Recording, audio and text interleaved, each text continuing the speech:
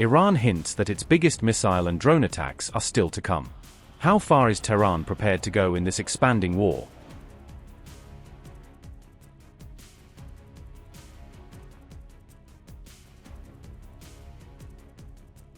With Hezbollah and the Houthis already in the fight, which other Iran-backed militias and proxy forces could be next to openly join this conflict? An Iranian political security official said Tehran will gradually increase its missile strikes on US and Israeli targets as the war continues. He added that this escalation is part of a phased strategy that is guiding Iran's broader retaliatory campaign across the region. According to Press TV, missile launches from Iranian territory are expected to intensify steadily over the coming period. The same official said operations by the Axis of Resistance will also expand and roughly double in scope across multiple fronts. Iran's aim, he stressed, is to hit enemy interests on several fronts simultaneously rather than on a single battlefield. Priority targets include US and Israeli radar and air defense systems, which Iran says it is systematically trying to degrade.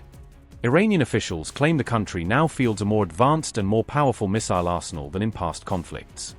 They warn this arsenal could deliver unexpected battlefield surprises in terms of range, accuracy, or warhead types. Tehran has reiterated that any strike on Iranian infrastructure will trigger strong and expanding retaliatory responses. Officials also say Iran has the capacity to sustain a prolonged regional conflict and continue its missile and drone operations over time. In parallel, the IRGC's Khatam al-Anbiya spokesperson also threatened the United States with the existence of deadly hidden missile capabilities. Zolfaghari further taunted Trump, claiming US intelligence on Iran's military capabilities was incomplete and underestimated Iran's true strength. As we stated before, we declare to the American and Zionist enemies, your information about our military capability, power, and equipment is incomplete. You know nothing of our vast and strategic capacities. Do not hope that you have destroyed our centers for producing strategic missiles, long-range offensive and precision-guided drones, modern air defense systems, electronic warfare systems, and our specialized equipment, because with such assumptions, you will only further increase the depth of the swamp in which you have trapped yourselves. The centers you believe you have targeted are insignificant, and our strategic military production takes place in locations you are completely unaware of and will never be able to reach. We will spare you the trouble. Do not count our missiles, drones, and strategic equipment, because you will certainly be mistaken and get nowhere. You must pay the price for the aggression that you initiated against the honorable, noble, and Muslim nation. With trust in Almighty God, this war will continue until your humiliation, disgrace, lasting regret, and eventual surrender are certain. Following the continuation of the heavy and unimaginable blows and strikes you have already received, expect even more forceful, broader, and more destructive action from us. Earlier, US War Secretary Pete Hegseth had mocked Iran on X, warning that Washington could bomb the country back to the Stone Age.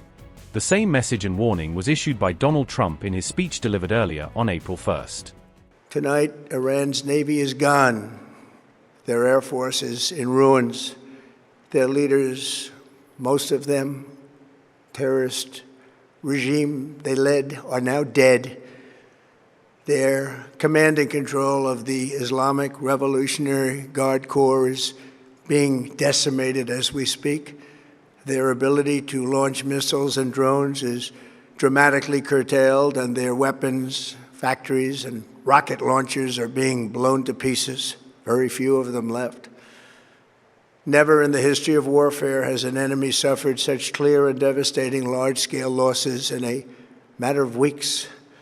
Our enemies are losing in America, as it has been for 5 years under my presidency, is winning, and now winning bigger than ever before. I've made clear from the beginning of Operation Epic Fury that we will continue until our objectives are fully achieved. Thanks to the progress we've made, I can say tonight that we are on track to complete all of America's military objectives shortly, very shortly. We are going to hit them extremely hard over the next 2 to 3 weeks. We're going to bring them back to the Stone Ages where they belong. In the meantime, discussions are ongoing. Regime change was not our goal. We never said regime change, but regime change has occurred because of all of their original leaders' death. They're all dead. The new group is less radical and much more reasonable. Yet if during this period of time no deal is made, we have our eyes on key targets. If there is no deal, we are going to hit each and every one of their electric generating plants very hard and probably simultaneously. We have not hit their oil, even though that's the easiest target of all, because it would not give them even a small chance of survival or rebuilding. But we could hit it, and it would be gone, and there's not a thing they could do about it. They have no anti-aircraft equipment. Their radar is 100% annihilated. We are unstoppable as a military force. The nuclear sites that we obliterated with the B-2 bombers have been hit so hard that it would take months to get near the nuclear dust, and we have it under intense satellite surveillance and control. If we see them make a move, even a move for it, we'll hit them with missiles very hard again. We have all the cards, they have none. It's very important that we keep this conflict in perspective. American involvement in World War I lasted 1 year, 7 months, and 5 days. World War II lasted for 3 years, 8 months, and 25 days. The Korean War lasted for 3 years, 1 month, and 2 days.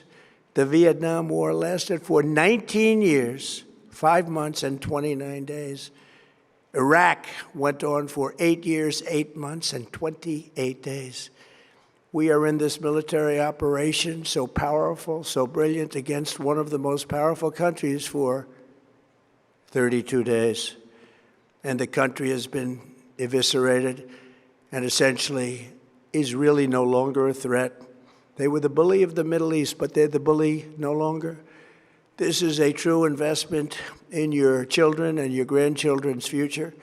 The whole world is watching, and they can't leave the power, strength, and brilliance. They just can't believe what they're seeing. They leave it to your imagination, but they can't believe what they're seeing, the brilliance of the United States military. Tonight, every American can look forward to a day when we are finally free from the wickedness of Iranian aggression and the specter of nuclear blackmail. Because of the actions we have taken, we are on the cusp of ending Iran's sinister threat to America and the world. And I'll tell you, the world is watching. And when we do, when it's all over, the United States will be safer, stronger, more prosperous, and greater than it has ever been before. May God bless the men and women of the United States Armed Forces, and may God bless the United States of America. Thank you very much, and good night.